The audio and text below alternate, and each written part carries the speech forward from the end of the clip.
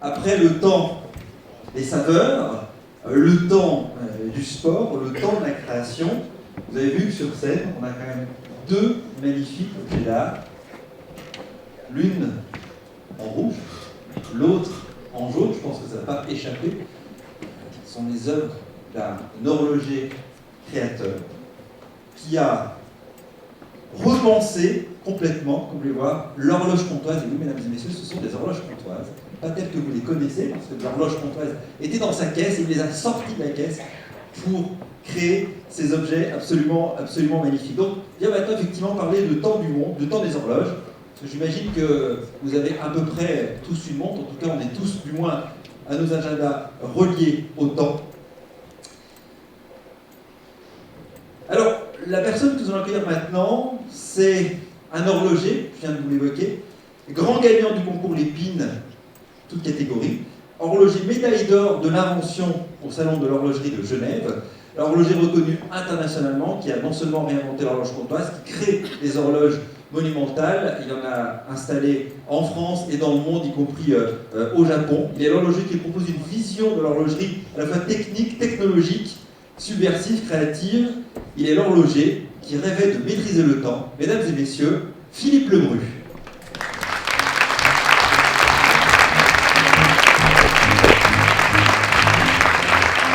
Et pour l'accompagner dans ce discours, je vous demande de continuer vos applaudissements pour Agnès et Kelly.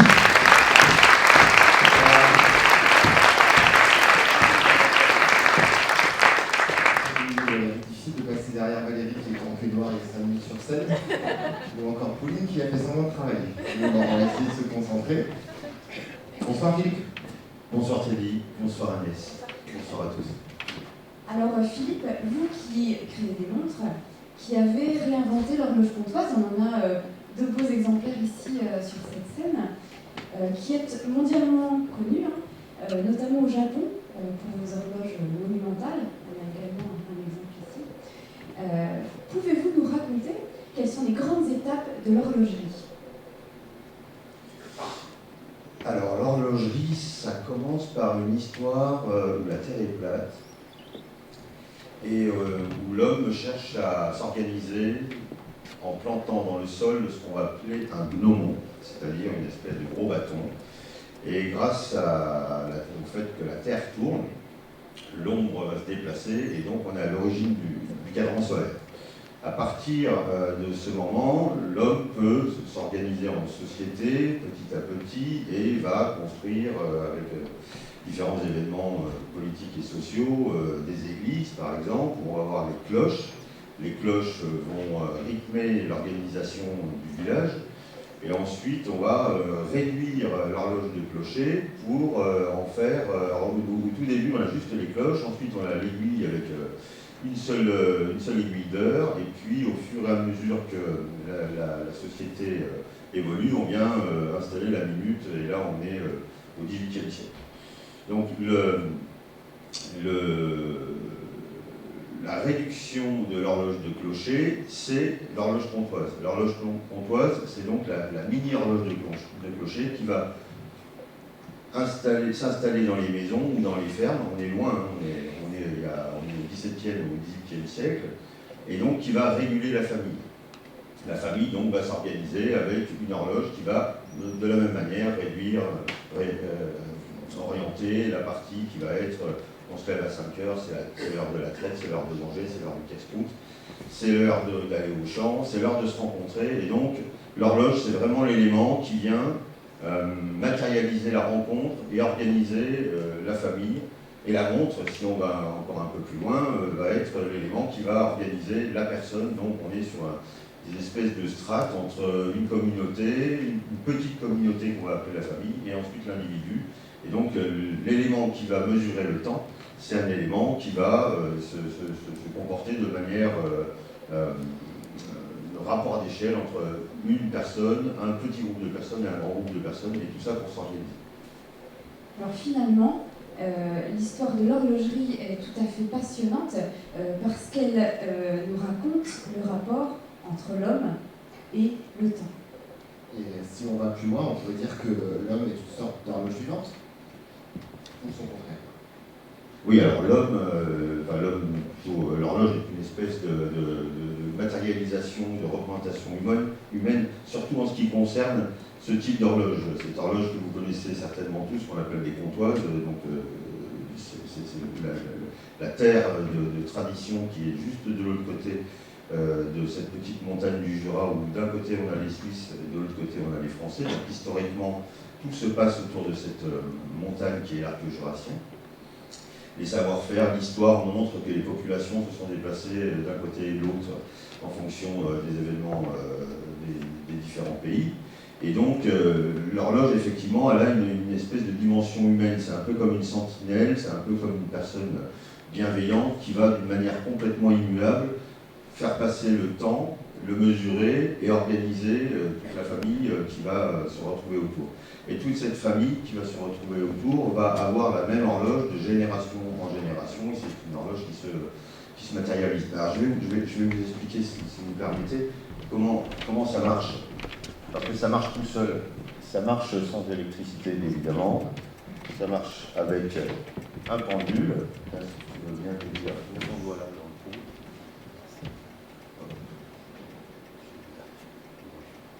Mettons-le dans le trou. Ouais, dans le petit, là, c'est trop gros. Là. Ouais, ok. Ouais, c'est trop gros, ça, le plus petit. Comme ça. Merci, Teddy. Voilà. On n'a pas répété. Hein. C'était pas prévu. Alors, tout part du balancier. On va chercher une référence stable. Donc on est en 1600, on est début 17e, c'est Galilée qui invente la loi du pendule simple. Il va chercher une référence stable, et cette référence stable, c'est 1 mètre égale 1 seconde. C'est-à-dire que quand il va articuler son balancier ici, voilà, tiens, c'est bon, vas-y, tu veux bouger. À chaque fois que le balancier passe devant son pied, on va à la seconde universelle. Donc on a été chercher une loi élémentaire de physique qui va nous permettre d'avoir un rythme qui est toujours le même, et là c'est la seconde. Si ça fait 1 mètre, au niveau de la mer, c'est-à-dire si on est, par exemple, au niveau de la mer, on est dans l'océan, si on a les pieds dans l'eau, à chaque fois qu'on va battre 1 mètre, on va battre la seconde universelle. Donc ça c'est la base sur laquelle on s'appuie. On va aller jusque... ensuite on a Foucault, le pendule de Foucault, vous connaissez sans doute, il est aux Arts et Métiers juste à côté, il est connu sur cette place, donc il est vraiment qu'à 100 mètres d'ici. Lui, ce pendule-là va permettre de déterminer que la Terre tourne. C'est-à-dire qu'on va accrocher à 13 mètres du sol un pendule, et là on va déterminer que Galilée avait raison, parce que sinon elle avait failli lui couper la tête. C'est cette fameuse expression où il dit « et pourtant elle tourne ». Et quasiment un siècle après, Foucault démontre que la Terre tourne en installant un lit de sable, vous le voyez juste à côté, et ce pendule, lui, va se déplacer en faisant des traits dans le sable, et la Terre va tourner dessous. Et là, on fait la démonstration, toujours par le biais du pendule, que la Terre tourne. Et de l'autre côté, on a une autre loi élémentaire de physique, alors on va pas la déplacer, qui est celle de Newton, c'est le poids qui chute. Le poids en chutant va chercher à faire tourner des roues, donc on a énergie, transmission, et ici on va retrouver l'organe de régulation.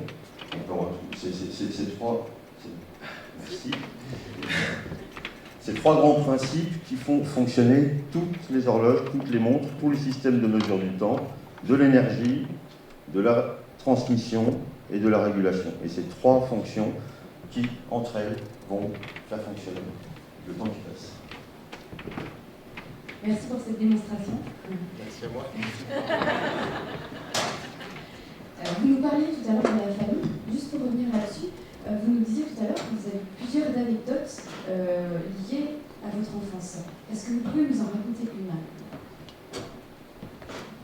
Je suis régulièrement en retard. Je ne sais pas si j'en ai une, mais elle est véridique. Oui, alors il y a une petite histoire. Un horloger en retard. Oui, on fait ce qu'on peut. Ça arrive à d'autres. J'en ai fait un peu mon credo. Donc oui, alors la petite histoire, c'est bon, je me retrouve toujours enfant, mon grand-père décède, et cette horloge, c'est peut-être une histoire que vous avez aussi vécue, cette horloge qui représente la vie dans la maison, est arrêtée par une personne qui se lève en sortant de la chambre et qui va traverser le salon pour ouvrir le cabinet et arrêter le pendule. Et à partir de ce moment-là, on a la symbolique du temps de la famille qui est la déclaration du deuil. Donc effectivement, en tant de mes yeux d'enfant, ça a été une espèce de grand vide, de grand moment qui s'est totalement arrêté. Et peut-être que ça a été un élément déclencheur pour arriver à faire des choses aussi bizarres.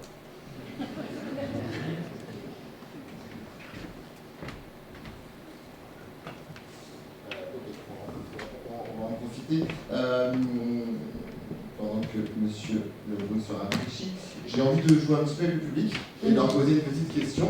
Qui dans la salle a une montre à son poignet? Et qui dans la salle a une montre connectée?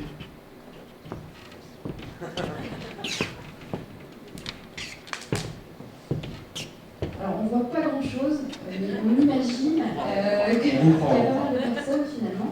Et c'est vrai que aujourd'hui, l'usage des montres a fortement évolué. D'une part parce que pour être rechargées, les montres doivent être branchées, et d'autre part parce qu'elles ne servent plus seulement à donner l'heure. On se retrouve finalement avec une gamme de montres pouvant aller de quelques euros à des prix pouvant largement dépasser les 20 000 euros. Sachant quand même que l'usage premier d'une montre est bien de donner l'heure, qu'est-ce qui justifie pour vous un tel écart de prix? Alors, à chaque fois je vais faire des petits rebonds dans l'histoire, mais c'est des technologies qui en déplacent, enfin, c'est des nouvelles technologies qui en déplacent, c'est l'histoire de la vie, c'est des mutations. Donc, par exemple, on est dans les années 70, à Besançon, chez nous, on vit l'histoire LIP. Alors pour ceux qui ont un certain âge, ils connaissent cette histoire. C'était le feuilleton de 20 heures tous les soirs pendant plusieurs mois. C'est donc il y a eu cette tentative d'autogestion, il y a eu ces mouvements sociaux post-68, mais c'est surtout, à un moment donné, une technologie qui s'appelle le quartz. Et le quartz vient complètement déplacer le mouvement mécanique ou mécanique automatique. C'est-à-dire que le modèle de fabrication, la technologie, en déplace une autre et la déplace avec un coût de main-d'œuvre qui est divisé à peu près par 50, et un coût de main-d'œuvre et un coût du produit qui est divisé en gros par 50, donc le mouvement à quartz, en face, et qui est plus précis à l'époque, en face d'un mouvement qui comporte 120 pièces au lieu de 15, et qui va être produit d'une manière plus traditionnelle, ce qui est toujours le cas aujourd'hui. Les mouvements mécaniques automatiques sont toujours produits d'une manière traditionnelle. Il n'y a pas d'automatisation, on est au bout de l'automatisation sur la partie du mouvement mécanique automatique. Donc, je n'ai pas répondu à la question.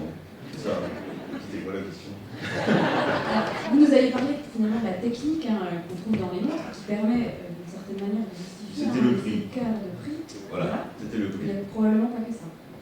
Non, effectivement, donc il y a ces technologies qui viennent se déplacer les unes derrière les autres. Aujourd'hui, c'est la montre connectée, donc il y a une vraie question dans le monde de l'horlogerie par rapport à cette montre connectée. Alors, le prix, c'est-à-dire que quand on dépasse un certain prix, on n'est plus en train de chercher, c'est plus une montre qui cherche à donner l'heure, c'est une montre qui va intégrer des complications, des choses qui vont à peu près servir à rien, mais qui vont faire office de prouesse technologique.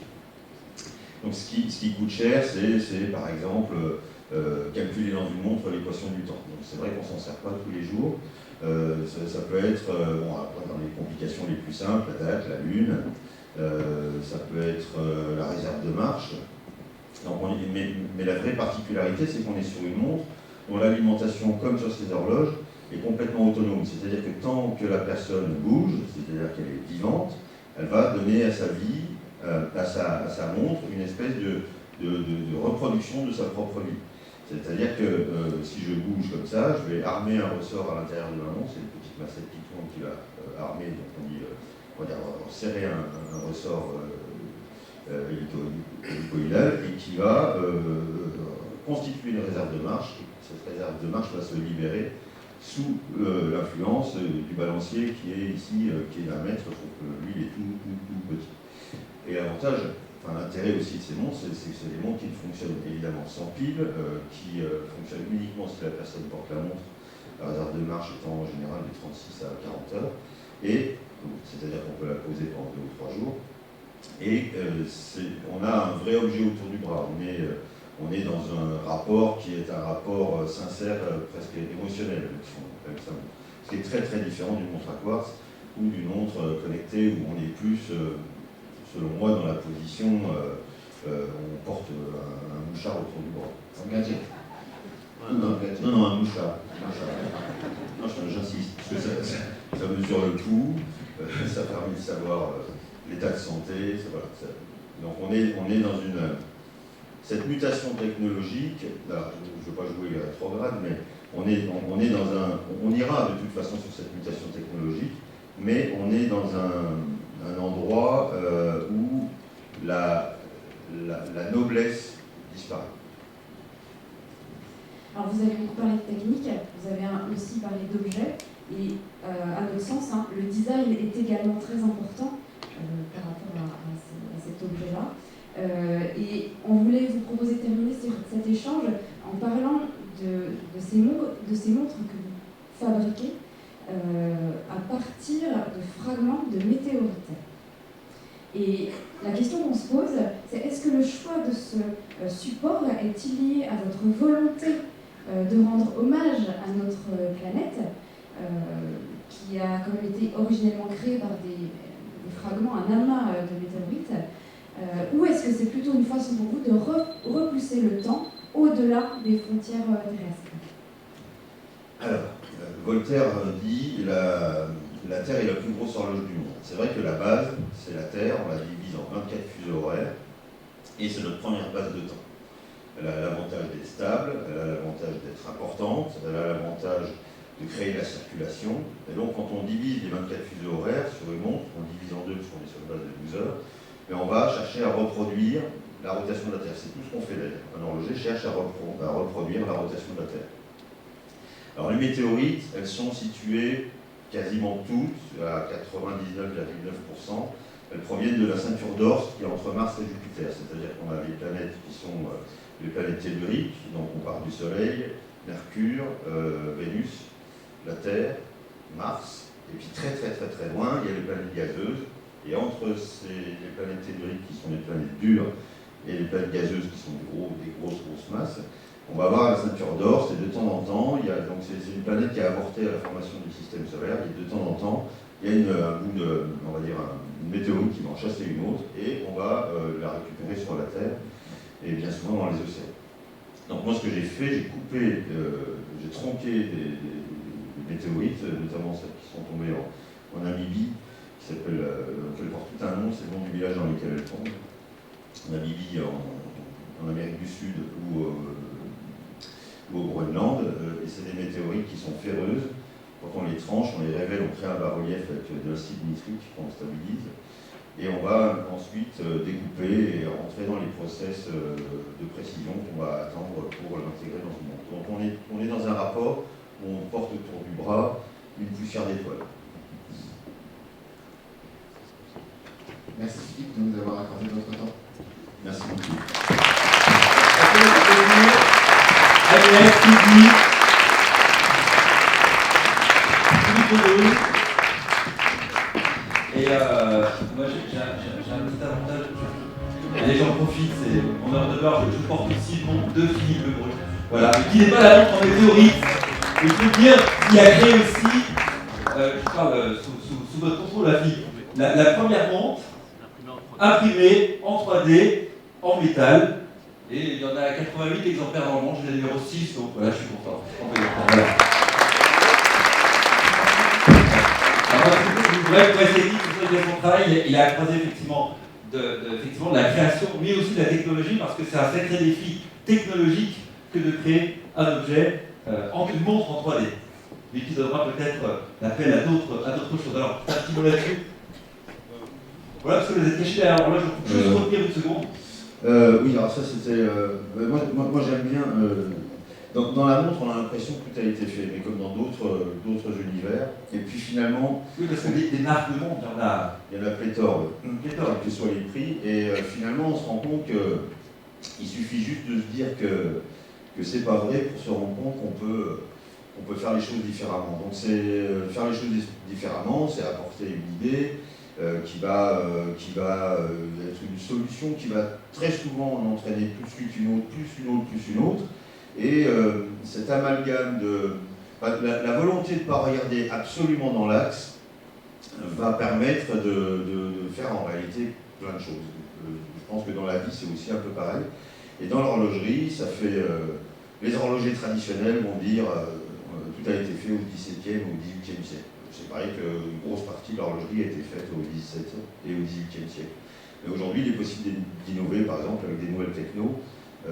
Il y a 2 machines qui existent en France, et dont une qui est à Besançon, encore une fois. Et donc, on a imprimé une montre en mettant des couches d'inox de 5 microns d'épais, en brûlant avec un laser, et on a formé une pièce qui est précurseur d'une nouvelle tendance. Mais je pense que demain, on imprimera des maisons. Merci beaucoup Philippe, on peut l'applaudir.